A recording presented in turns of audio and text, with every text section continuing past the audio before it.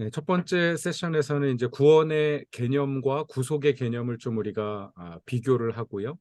또 복음주의 신학자들이 어떻게 지금까지의 예, 구속에 관한 이해들을 또 평가하고 대응했는지 우리가 좀 간단히 살펴보도록 하겠습니다.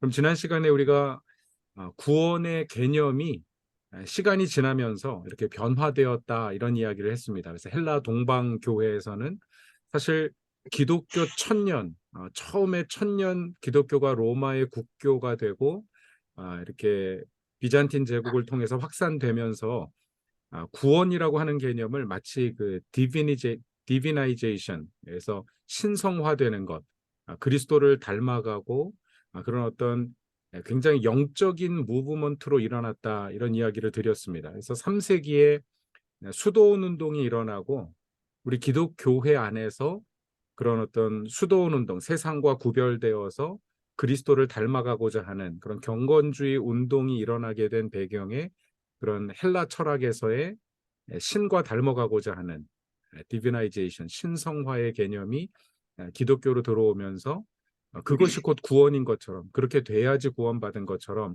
생각하는 경향들이 나타나기 시작합니다. 그러다가 로마 서방교회로 넘어와서는 완전히 신학적인 개념으로 정립이 되면서 구원의 개념을 영적으로 생각했어요. 그래서 죄를 떠나서 완전히 어떤 하나님 나라에 들어가는 것을 구원의 최상의 개념으로 정의를 하고 또 토마스 아퀴나스라고 하는 신학자나 어거스틴 같은 신학자들이 이 중세 이후에 로마 서방교회 신학을 집대성하면서 구원은 곧 하나님 나라 가는 것이다. 천국 가는 것이다. 그래서 이 땅에 세워진 나라가 아니라 어떤 피안의 세상으로서의 구원 이런 개념들을 굉장히 좀 강조하게 됐습니다. 헬라 동방교회는 여기서 내가 예수님처럼 되는 것, 이곳에서의 어떤 그 하나님의 나라 구원을 강조했다면 서방교회는 이제 피안의 세계, 내세의 구원을 강조한 것이죠. 그러면서 이제 르네상스 시대로 넘어오고 또 인본주의가 강화되고 또 과학주의, 이성주의, 뭐 합리주의 이런 것들이 서구 이 사회를 지배하면서 기독교에도 많은 영향을 끼치게 됩니다. 그래서 기독교의 어떤 최고의 이상을 인간 자아의 실현 이것으로 대체하기 시작해요. 그래서 기독교의 구원까지도 인간이 하나님이 창조하신 어떤 최적의 최상의 삶을 사는 것 이것을 구원이라고 생각해서 구원이라는 단어가 단지 어떤 기독교의 단어가 아니라 세상에서도 일반 사회에서나 정치학이나 이런 다른 분야에서도 뭐 salvation이라고 하는 개념이 사용되기 시작합니다. 그래서 이제 어떤 기독교적인 단어에서 모든 종교가 사용하는 뭐 그걸 뛰어넘어서 어떤 인간화, 인간의 자아 실현, 어떤 인본주의 이런 개념으로서의 어떤 그 구원의 개념이 이렇게 보편화되기 시작합니다. 이제 그 중에 하나가 사실 어떻게 보면 막시즘이 그런 영향을 끼쳤죠. 칼 막스라고 하는 분이 원래 신학을 공부한 신학자고 사실 여러 가지 이제 뭐 정치 경제를 공부했지만 성경적인 개념에서의 어떤 그런 인간이 최상의 어떤 사회를 구현하고 최적의 어떤 삶을 살아가는 길이 뭐냐 이제 이런 것들을 연구하다가 뭐 분배 문제 또 어떤 그런 정치적인 개혁을 통해서 그런 공산화를 실현하고자 하는 그런 것들이 이제 정치적으로 흘러가기 시작하는데 신학적으로도 이런 근대 사상의 영향을 받은 신학이 나타나기 시작합니다. 그래서 몰트만이라고 하는 신학자가 이제 희망의 신학, A Theology of Hope라고 하는 것을 이야기하면서 결국은 희망의 신학이라는 것도 유럽의 정치 신학의 한 부류라고 볼 수 있는데, 그러니까 정치적인 해방이 곧 어떤 구원의 목적이다 이렇게 이제 생각을 한 겁니다. 왜냐하면 이제 그 당시에 19세기, 20세기로 넘어오면서 산업 혁명이 일어나고 많은 사람들이 자본가들의 어떤 경제적인 착취, 그 위에 또 제국주의의 어떤 정치적인 탄압, 이런 것들 하에서 인간이 굉장히 또 종교적으로도 이렇게 억압받는다고 생각을 했기 때문에 그 모든 억압으로부터의 탈출, 이것이 곧 구원이다라는 개념들이 19세기에 생겨나기 시작합니다. 그래서 정치신학, 뭐 역사신학, 과정신학, 이런 단어들이 서구의 자유주의 신학을 대변하는 그런 개념이 됐고요. 그래서 자유주의의 뿌리, 어떤 그 근원으로 들어가 보면 사실은 이제 근대 사회 르네상스하고 아주 맞물려 있고요. 르네상스하고 합리주의, 과학적 합리주의, 이 두 개가 만나면서 신학을 통해서 인간을 어떤 해방하고자 하는 가장 최적화된 어떤 그 인간의 자아 실현을 할 수 있는 그런 사회를 만들고 그런 신앙 생활을 하는 것이 자유주의 신학의 최고의 목표가 되어버리죠. 그러다 보니까 성경에서 믿을 수 없는 기적들, 이런 뭐 어떤 자연적인 법칙을 가지고 설명할 수 없는 이 모든 것을 신화로 치부하기 시작합니다. 신학자들이. 그래서 성경은 다 과학적인 사실이 아니라 미솔로지, 어떤 신화적인 내용이다 이렇게 얘기하면서 성경에서 그런 내용들은 다 벗겨내요. 믿고 싶지 않은 것들은 다 제거하고 믿을 수 있는 사실만 골라서 취사 선택을 하는 것. 이것이 이제 비신화화 그래가지고 어떤 신학자 중에서 이제 이런 것들을 주장하고 성경의 부분적인 진리만 수용하는 이런 것들이 이제 자유주의 신학의 어떤 모습이라고 볼 수 있습니다. 그래서 그 자유주의 신학의 가장 대표적인 학자가 우리 지난 시간에 잠깐 뭐 지나가면서 살펴봤던 구스타포 구티에레츠라고 하는 분이고요. 이 구티에레츠라고 하는 분은 남미 출신의 사실 캐톨릭 사제인데 이분이 1971년도에 사실은 이제 A Theology of Liberation이라는 걸 라틴어로 출간을 하고 73년도에 이게 이제 영어로 번역이 되면서 이 영어 번역본이 출간되면서 이게 전 영미 신학자들에게 이렇게 화두가 되고 이게 이제 자유주의 신학과 만나면서 자유주의 신학을 대변하는 그런 신학이 되어버렸습니다. 이 구티에레츠가 탁월한 어떤 그 역할 중에 하나가 뭐냐면 이분이 바로 고엘의 개념, 성경에 나오는 구속의 개념을 신학화시켰다는 거예요. 그래서 우리가 지난 시간에 살펴봤지만 이분이 그 고엘의 개념을 어디서 찾냐면 출애굽기에서 가져옵니다. 하나님께서 내가 너희를 구속하겠다. 출애굽기 6장 6절 말씀에 보면 하나님께서 내가 너희를 구속하겠다라고 이렇게 이야기하시는데 그 구속하겠다라고 하는 단어가 그 히브리어로는 바로 고엘의 동사인 가알이라고 하는 그 동사가 사용이 되었는데 그 구속이라는 개념이 바로 하나님께서 우리에게 보여주신 구원의 모델이다.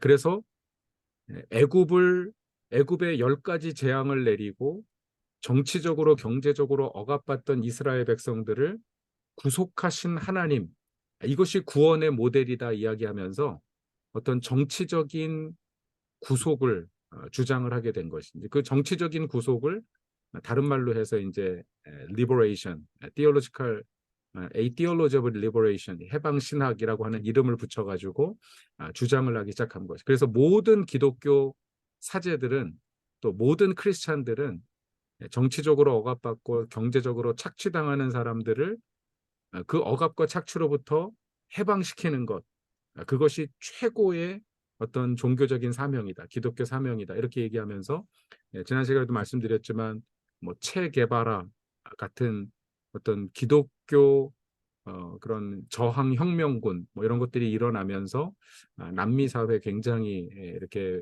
많은 변화들을 일으켰습니다. 1973년도에는 이제 출애굽기를 중심으로 해방 신학을 펼쳐갔는데 나중에 이제 80년대로 넘어오면서 욥의 어떤 그 욥기 주석서를 쓰면서 이 개인의 고난 문제로 이렇게 눈을 돌려요. 그래서 이제 그 전에는 사회적인 고난의 문제에 대한 혁명적인 대안을 이야기했다면 조금 개인적인 욥의 묵상을 통해서 개인의 고난의 문제도 어떤 고해를 통해서 우리가 다 해소해 주어야 한다. 이제 이런 이야기를 하는데 안타까운 것은 이제 개인의 고난의 문제에 대한 신학적인 성찰로 시작을 했는데 나중에 결론으로 가서는 또 자유주의 신학으로 다시 이제 해방 신학으로 돌아가서 결국은 이 개인의 고난의 문제가 사회 구조적인 악이기 때문에 사회 자체를 개혁하고 해방해야 된다라고 하는 해방 신학의 본래 기조로 돌아간 것은 조금 아쉬운 부분이라고 볼 수 있고요. 또 이제 조금 더 지나가 1989년도인가요? 그 생명이신 하나님이라고 하는 책을 쓰면서 The God of Life라고 하는 책을 쓰면서 결국은 언약이라고 하는 것, 성경에 나오는 언약은 모든 언약은 언약은 약속이죠. 하나님과 그 하나님의 백성들 간에 맺은 언약은 고엘로의 초청이다 결국은.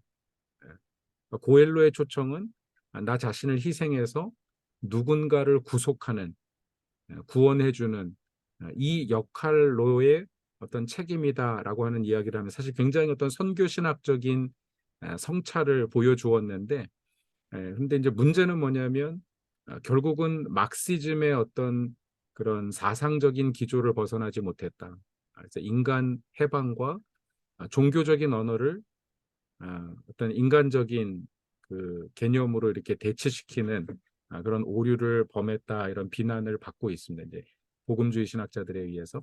그래서 복음주의 신학자들이 이 해방 신학에 대해서 어떻게 대응하는가 이렇게 보면은요. 존 스토트라고 하는 분 아마 여러분 많이 들어보셨을 거예요. 사실 복음주의 그 20세기의 복음주의 신학자의 어떤 거성이라고 얘기할 수 있는데 물론 이분이 이제 신학적으로 조금 그 우리 한국의 장로교 신학과는 조금 안 맞는 부분이 있긴 있습니다. 왜냐하면 이제 뭐 영혼 멸절설이나 이제 약간 신학적으로 논란이 될 수 있는 이런 부분들을 노년에 사실 어떤 개인적인 문제가 좀 있었어요. 이분은 독신주의자고 독신으로 쭉 살았고 이분의 누님도 이제 독신으로 쭉 살았고 근데 이제 뭐 누님이 이렇게 좀 신앙생활을 잘 안 하시고 일찍 죽는 관계로 그 누나의 죽음에 대한 묵상을 하는 과정에서 신학적으로 조금 무리한 생각들을 하신 부분이 있는데 하여튼 신학자로서는 20세기에 가장 영향력 있는 복음주의 신학자라고 우리가 얘기할 수 있습니다. 그래서 여러분들이 뭐 존 스토트가 쓴 책은 여러분 별로 뭐 고민 안 하고 사서 보셔도 돼요.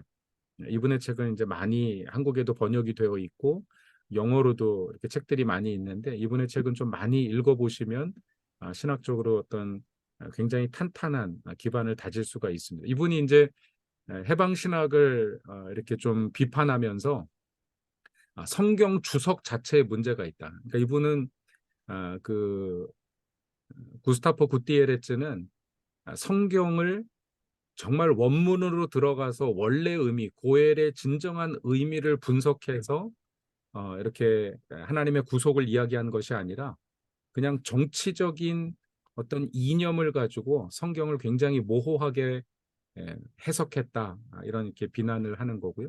또 이분이 굉장히 잘 지적한 것 중에 하나가 뭐냐면 그 해방 신학자들, 자유주의 신학자들이 이야기하는 회심, 컨버전은 사실 이제 회심이라고 하는 건 그리스도께로 우리 삶을 돌이키는 거잖아요. 세상으로부터 돌이켜서 그리스도께로 나아가는 것이 회심인데 이 자유주의 신학자들, 특별히 해방주의 신학자들의 회심은 뭐냐면 이 땅에서 정치적으로 억압당하고 경제적으로 착취당하는 사람들에 대한 관심으로 돌이키는 것. 그걸 회심이라고 정의를 합니다. 그러니까 기독교적인 회심이랑은 전혀 개념이 다르죠. 그리고 이제 전도라고 하는 것은 사람들로 하여금 억압받는 그 현실을 인식하고 그 문제에 개입하도록 초청하는 것, 그것을 이제 전도라고 이야기를 하고요. 구원은 바로 그런 상태로부터 자유하게 되는 것, 해방, 어떤 사회 개혁을 통해서 해방을 누리게 되는 것, 그것을 이제 구원이라고 이야기를 했기 때문에 이것은 막시즘의 어떤 정치적인 용어들을 종교적으로 번역한 것이지 기독교 자체는 아니다라고 이제 비난하면서 그 비평을 했고요. 그래서 이제 뭐 성경적인 오용이다. 너무 의미를 임의적으로 선택했다. 극단적으로 끼워 맞추게 했다. 이런 비판들 또 대응들을 내놨습니다.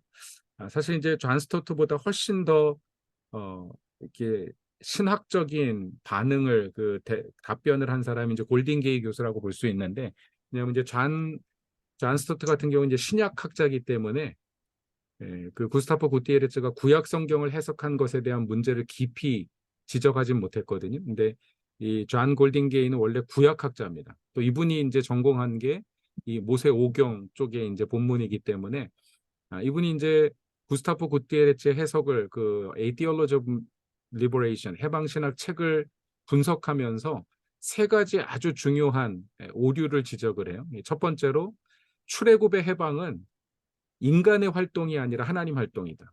그러니까 이스라엘 백성들을 애굽에서 출애굽시키기 위해서 10가지 재앙을 통해서 애굽을 심판하시고 어떤 사회를 정치적으로 개혁하시고 사람들을 어떤 경제적인 탄압과 억압 가운데서 착취 가운데서 이끌어내신 그 해방의 행위 자체가 하나님의 행동이라는 거예요. 우리 인간에게 부여하신 인간이 감당해야 될 행동이 아니다라고 하는 사실을 이야기를 합니다. 왜냐하면 이제 구스타프 구티에르츠는 그건 우리의 책임이다, 사명이다 이렇게 이야기하기 때문에 그건 이제 막시즘의 어떤 그 철학적인 해석의 틀이라고 이제 이야기를 한 것이죠.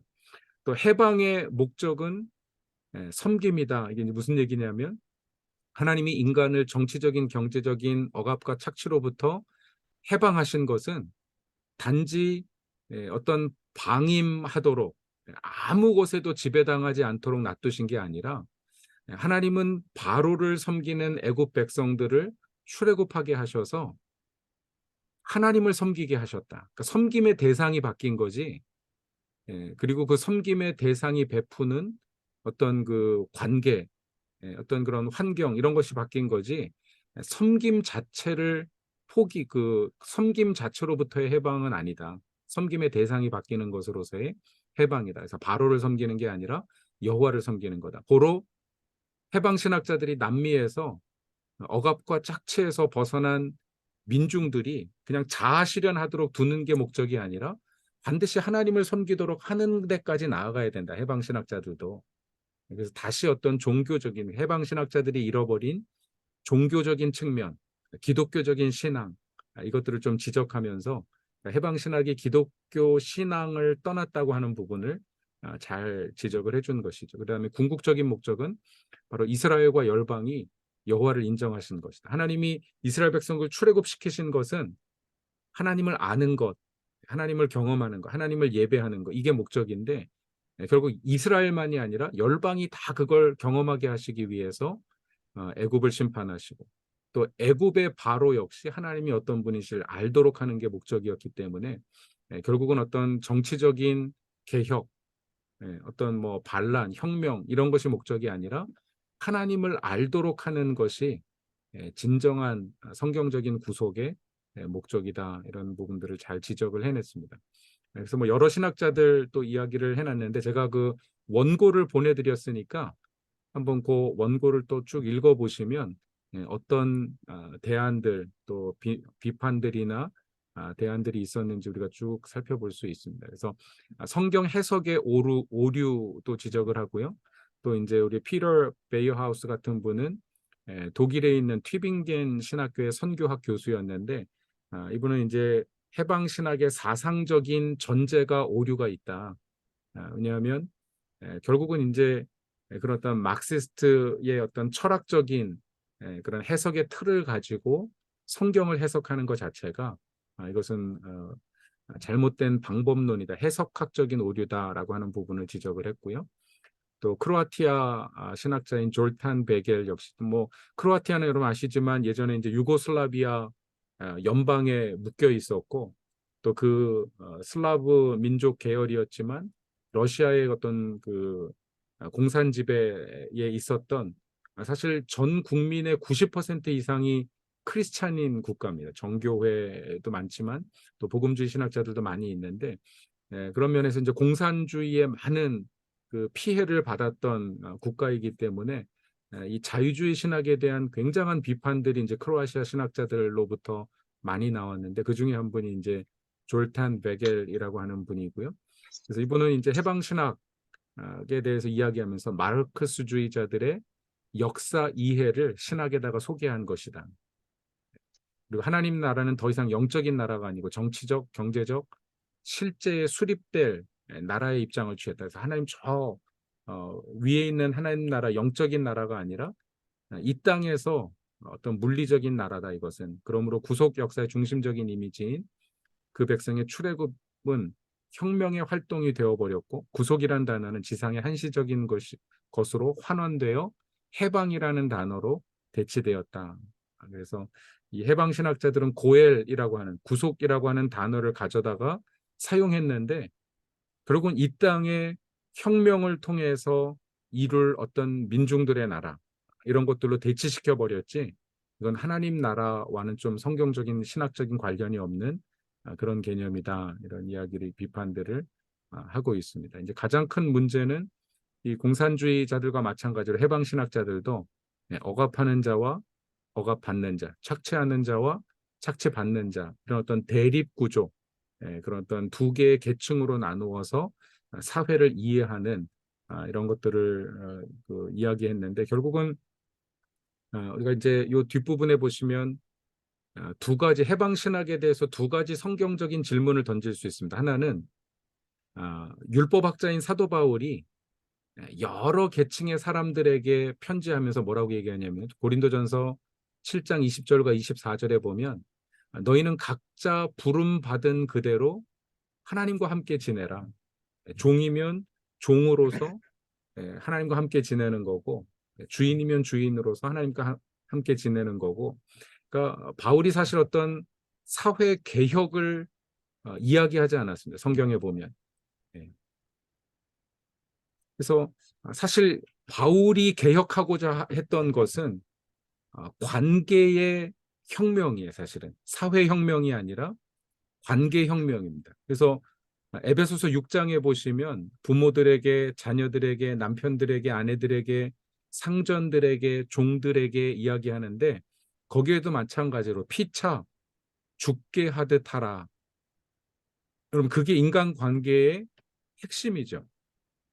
그래서 사회를 개혁해가지고 어떤 착취와 억압의 문제를 해결할 수 있는 것이 아니라 상전이 종들을 주님 대하듯이 한다면 그래서 빌레몬서가 참 그런 어떤 모델이 되는 복음서죠. 그 서신서죠. 오네시모라고 하는 종이 재정적으로 큰 손해를 끼치고 아마도 주인의 재산을 가지고 로마로 도망갔는데 거기서 예수님이 바울을 만나서 예수 믿고 그 빌레몬에게 바울이 복음 전하고 빌레몬은 골로새 교회의 어떤 장로 같은 역할을 하고 계셨는데 그 골로새 교회 장로인 빌레몬에게 편지하면서 이 오네시모 너에게 큰 손해를 끼친 이 종을 도망친 종을 그 당시에 노예법으로 얘기하면은 죽여야 되는 종입니다. 잡아가지고 죽여야 되는 종인데 우리 한국에도 옛날에 그 도망친 노예 잡는 무슨 드라마가 있어 사극이 있었는데 제가 추노라는 사극이 있었는데 뭐 그런 시대니까 사실 그 시대보다 한 1000년 더 전이니까 그 당시에는 뭐 잡아 죽이는 게 당연한데 그 오네시모를 보내면서 내게 나를 대하듯이 하라. 죽게 하듯 하라. 이런 부탁을 하는 것은요. 노예 제도를 혁명하고자 한 게 아니라 관계 혁명을 이야기한 것이죠, 사실. 그게 어떤 성경적인 원리라고 이야기할 수 있는데 물론 뭐 사회가 발전하면서 우리가 잘못된 악습이 또 때가 되면 철폐되기도 해야 되겠지만 그런 면에서 우리가 방법론의 문제는 좀 잘못된 거예요. 어떤 혁명을 통한 폭력적인 방법을 통한 사회 개혁을 하는 해방 신학에 대해서 우리가 한번 좀 질문을 가져봐야 되지 않나 이런 생각이 들고요. 또 하나는 이제 하나님은 주인들의 종이기도 하면서 종들의 하나님이시다. 주인들의 하나님이기도 하시고 종들의 하나님이시고 다스리는 자의 하나님이시고 다스림 받는 자의 하나님이시고 그래서 성경은 이렇게 인간을 두 계층으로 분리하기보다 하나님 앞에 평등하게 공평하게 이렇게 두고 있기 때문에 그런 부분에 있어서 우리가 해방 신학이 어떤 사상적인 전제가 잘못되고 또 성경 해석 자체 어떤 오류가 있다는 부분들을 확인해 볼 수가 있습니다. 거기에 대한 이제 대응으로서 복음주의 신학자로서 크리스토퍼 라이트라고 하는 분이 하나님의 선교 2006년도에 이제 출간하신 책인데 한번 여러분들이 이 책은 제가 원래 서평으로 추천을 했다가 너무 두꺼워가지고 이제 서평으로 빼고 그냥 저희 주교재만 이렇게 서평 교재로 하기로 했는데 이 하나님의 선교도 우리 선교사님들은 꼭 사서 읽어보셔야 될 책입니다. 크리스토퍼 라이트의 하나님의 선교라고 하는 책인데 아마 생명의 말씀사에서 출간이 됐는데요. 이 책이 기독교 어떤 선교 신학의 굉장히 중요한 기초를 놓은 책이고요. 왜냐하면 이제 이제까지는 제가 이제 두 번째 시간에 성경적인 선교 신학에 대해서 말씀드렸는데 성경 안에서 선교의 근거가 되는 성경들을 뽑아내서 이게 이제 프루프 텍스팅, 증거 본문 찾기라고 하는 방식인데 이제 그렇게 해가지고 선교를 이야기하려고 했었는데 이분은 그렇지 않다. 성경 자체가 선교의 기반을 두고 있다. 그러니까 선교가 성경보다 훨씬 더 크다고 얘기한 거지. 옛날에는 성경 안에 선교적인 명령이 있다. 그러니까 성경이 선교보다 크다 이렇게 생각을 했는데 크리스토퍼 라이트가 어떤 패러다임 시프트를 만들어낸 겁니다. 그래서 하나님의 선교는 성경에 다 기록되지 않았다. 하나님의 선교는 성경보다 크다. 그래서 이제 뭐 바빌론 시대나 그런 아수르, 니느웨에 요나가 가서 어떤 그 이후에 어떤 하나님의 선교적인 역사가 일어났는지 요나서가 다 담지 않고 있고 다니엘서 안에 담긴 어떤 바빌론의 어떤 그런 왕조 역사들 가운데 그 안에 일어났던 어떤 신앙 공동체 운동들 하나님의 선교가 어떻게 일어났는지는 다니엘서나 에스더가 다 담고 있지 않다. 일부만 담고 있다. 마찬가지로 교회 2000년 역사도 성경에 담겨 있지 않기 때문에 하나님의 선교적인 활동이 성경보다 더 크다고 이야기한 거죠. 그래서 이제 그런 면에서 어떤 성경적인 선교 신학의 중요한 대안을 제시를 하고요. 또 요 해석학은 제가 좀 넘어가겠습니다. 이분이 이제 그 해방 신학의 문제에 관해서 또 몇 가지 지적을 하셨는데 또 전통적인 우리 출애굽 사건에 대해서 전통적인 어떤 기독교 복음주의 신앙적인 해석은 영적인 해석입니다.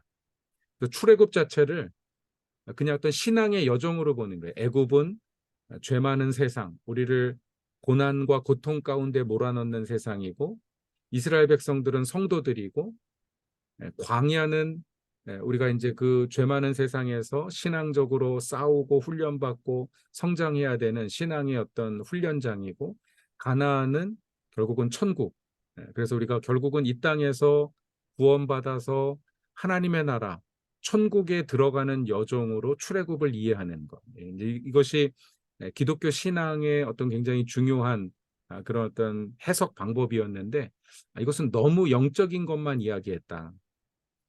근데 반대로 우리 해방신학에서는 출애굽 사건을 억압과 착취를 철폐하기 위한 어떤 혁명의 모델로 이야기하면서 사회적인 혁명, 정치적인 혁명, 폭력이라는 수단을 동원해서라도 사회를 바꿔야 된다고 이야기한 것은 이건 이제 정반대죠. 하나는 너무 영적이고 그래서 세상 사회에는 사회 변혁에는 아무 영향력을 끼치지 못하고 하나는 너무 그 세속적인 방법으로 어떤 혁명과 개혁만을 이야기하는 신앙적인 퍼스펙티브를 잃어버린 이런 어떤 극단화가 되어 있기 때문에 결국은 출애굽은 이 두 가지를 다 가지고 있다. 근데 그 두 가지를 다 가진 출애굽의 구속, 하나님의 구속을 잘 설명해 주는 게 바로 고엘 개념으로 넘어갑니다. 그래서 이제 고엘 개념이 그래서 중요한 거예요. 사실은 우리의 구원을 이야기하기도 하지만 사회 변혁을 이야기하는 개념이 구속의 개념이에요. 그럼 구원의 개념은 사회 변혁에 관해서는 별로 이야기하지 않습니다. 그러니까 이제 구원을 가지고 사회 변혁을 얘기하는 분들은 완전히 정치적인 변혁으로 가든지 아니면 영적인 구원, 천국 가는 구원을 얘기하든지 이렇게 이야기하는데 우리 크리스토퍼 라이트가 이야기하면서 결국 성경에 나오는 구속의 개념이 이 두 가지를 다 가지고 있다고 본 거예요. 그러면서 이 책 하나님의 선교의 9장에서 하나님의 회복으로서의 희년을 이야기합니다. 그럼 희년 본문이 나오는 게 레위기 25장이에요. 그래서 이분은 레위기 25장을 안식년과 희년 규정으로 이야기를 합니다. 고엘과 희년에 관해서 차이를 이야기를 해요. 그래서 시행 시기가 차이가 있다.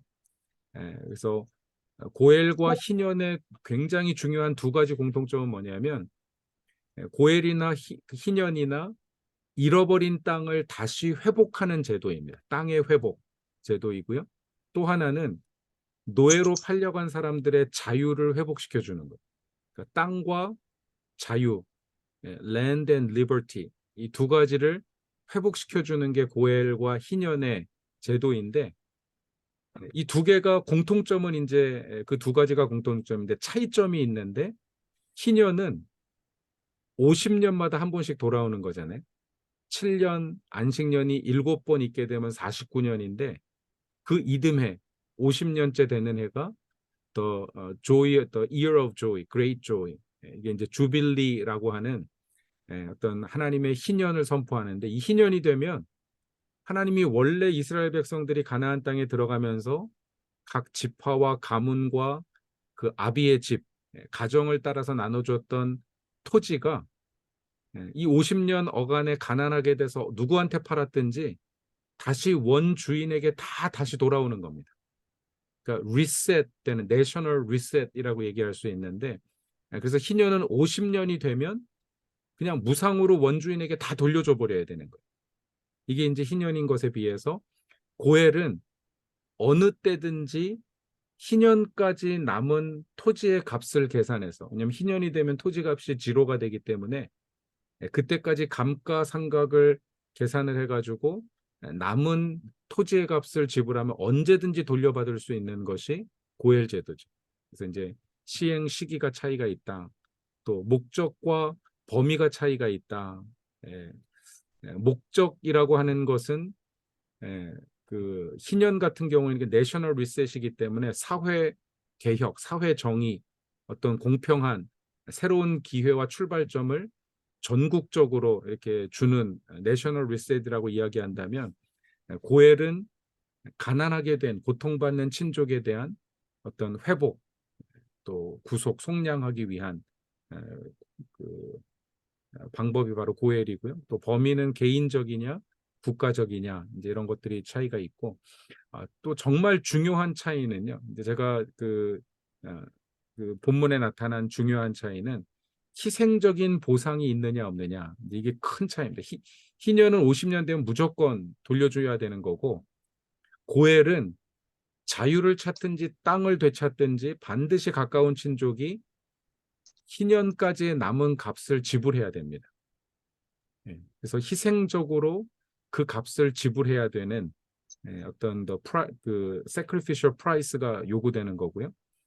그 다음에 이제 4번은 고엘은 뭐 이건 자발적인 순종이 아니라 법적인 제도기 때문에 누구나 그렇게 해야 되지만 고엘 같은 경우에는 이게 법적인 조항이 아닙니다. 그래서 고엘 법이 아니라 희년은 희년 법이에요. 근데 고엘은 고엘 제도라고 이야기하는 게 이게 그냥 그렇게 할 수 있다라는 거지 가까운 친족이 안 한다 그래서 뭐 그거 자체 어떤 불이익이 있거나 뭐 그런 게 아니기 때문에 어떤 법적인 강제 조항이 아니기 때문에 가까운 친족의 자발적인 순종이 요구된다. 이런 면에서 고엘과 희년의 분명한 차이가 있다는 것을 우리가 알 수 있습니다. 근데 이제 문제는 크리스토퍼 라이트는 희년과 고엘을 구분시키질 않아요. 그러니까 고엘을 희년의 부속법으로 이야기를 합니다. 그러니까 희년법 중에 그 어떤 그 세부적인 조항이다 이렇게 이야기를 하는데 그래서 과연 희년법의 그 부속 조항으로서 하나님이 고엘 제도를 주신 것인가 이제 이런 부분이 우리가 던지는 질문이고 앞으로 이제 고엘 제도를 통해서 우리가 살펴보게 될 겁니다. 그 다음에 또 하나의 이제 문제점이 발견되는데 이제 이 크리스토퍼 라이트의 해석학적인 문제인데요. 이분은 이제 고엘이 그 속량의 값을 지불하고 재산이나 자유를 회복하면 그 고난당한 친족에게 바로 돌려주는 게 아니라 희년 때까지 그 희생의 값을 지불한 고엘이 보관하고 있다고 생각을 합니다. 그러니까 자유를 사줘도 친족이 바로 자유를 누리는 게 아니라 나한테로 와가지고 이제 나한테서 일을 하는 거예요. 가까운 친족과 함께 먹고 산다 이렇게 생각을 하고, 네, 그 땅을 다시 구입해줘도 희년까지는 이 고엘이 가지고 있다가 희년이 되면 그 친족에게 돌려준다 이렇게 해석을 해. 이제 왜 이렇게 해석을 하게 됐는지 저도 이제 몇 가지 쭉 그 원인들을 찾아봤는데 어떤 해석학적인 어떤 뭐 근거도 있고 배경도 있는데, 근데 사실 중요한 것은요, 유대인 학자인 야곱 밀그롬이라고 하는 분이 레위기 주석을 하면서 그렇지 않다라는 것을 굉장히 분명하게 밝혀줍니다. 그래서 이 재산은 고난당한 친족에게 바로 귀속돼야 된다. 예. 왜냐하면 하나님의 구원은 유보된 은혜가 아니잖아요. 우리가 예수 믿으면 당장 하나님 자녀로서의 신분이 회복되고 죄 사함을 받는 것이 하나님의 어떤 즉각적인 은혜이기 때문에, 물론 이제 천국에 들어가는 것은 우리가 죽은 이후에 들어가는 것이지만, 그것마저도 사실은 우리가 하나님의 다스림을 받는다는 차원에서, 제가 이제 설교할 때 킹덤 오브 갓과 킹덤 오브 헤븐이 다르다는 거 말씀드렸잖아요. 킹덤 오브 헤븐, 천국은 우리가 죽어서 들어가는 하나님의 나라입니다.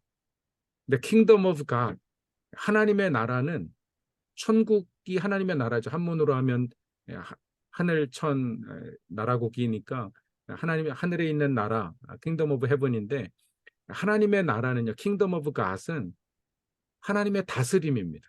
그러니까 우리가 이 땅에서 하나님의 다스림을 받고 있으면 우린 이미 하나님의 나라에 들어간 것이고 살고 있는 거예요. 거기 어떤 영적인 차원적인 개념만 바뀌고 우리가 킹덤 오브 헤븐에 하나님의 다스림을 받기 위해서 그 천국에 들어가는 것이기 때문에, 그러면 하나님의 구원, 하나님의 은혜, 하나님께서 주시는 구속은 유보된 은혜가 아닙니다. 즉각적인 은혜지. 그렇기 때문에 저는 이 고엘 제도를 희년 제도와 구분해야 되고, 또 고엘 제도는 즉각적인 회복, 또 원상 회복을 가져온다라고 하는 점에서 우리가 좀 생각을 해보는 것이 좋습니다.